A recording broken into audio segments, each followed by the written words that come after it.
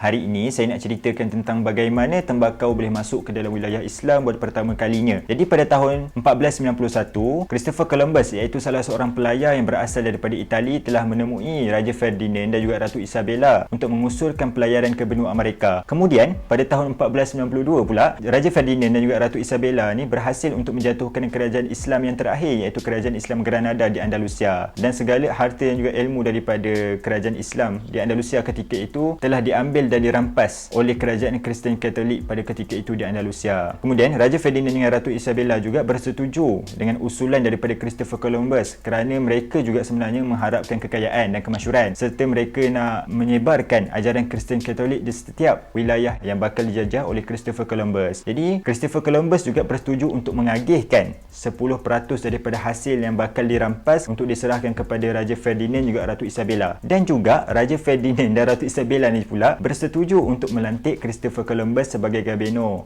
di setiap wilayah yang bakal ditakluki oleh Christopher Columbus. Jadi pada tahun 1492 bermulalah pelayaran Christopher Columbus dan anak kapalnya. Jadi selepas daripada itu, Christopher Columbus telah menemui Kepulauan Bahama di Lautan Atlantik, dan di Kepulauan Bahama dia telah menemui orang-orang asal yang berada di situ serta beberapa hasil seperti emas dan sebagainya lah. Dan kemudian Christopher Columbus berpindah daripada pulau ke pulau yang berada di Lautan Atlantik, dan akhirnya Christopher Columbus ni jumpa dengan satu pulau di satu kepulauan Caribbean, ada satu ladang tembakau yang digelar oleh orang tempatan di situ ketika itu adalah tobacco. Jadi apabila Christopher Columbus merasakan itu adalah aset dan benda tu boleh dijual di Eropah dan juga wilayah Islam, akhirnya Christopher Columbus telah menjadikan tempat itu sebagai pusat ataupun sebagai salah satu center untuk mendapatkan segala hasil-hasil itu untuk dihantar kepada Eropah. Jadi tempat itu adalah salah satu ladang tembakau dan orang tempatan memanggil tempat itu sebagai tobacco. Jadi akhirnya Christopher Columbus telah menukarkan daripada nama Tobacco kepada Tobago. Jadi sampai sekarang lah nama Tobago ni ada kalau tengok dalam Google Map dan sebagainya. Selepas beberapa tahun, kerajaan Portugis pun menghantar pelayar dan juga tenteranya untuk mendapatkan tembakau daripada Tobago. Pada tahun 1550, bermula daripada sinilah tembakau telah mula memasuki wilayah Turki Osmaniyah buat pertama kalinya, dengan mengatakan bahawa tembakau ini adalah baik untuk kesihatan. Jadi di sinilah bermula segala penipuan yang telah digarap oleh orang-orang Eropah ketika itu. Jadi orang-orang Turki Osmaniyah ketika itu telah macam ketagih dengan tembakau ni, sehingga tembakau ni mereka jadikan seperti sirih, dan juga mereka telah menghisap pipe macam kalau kita tengok sekarang macam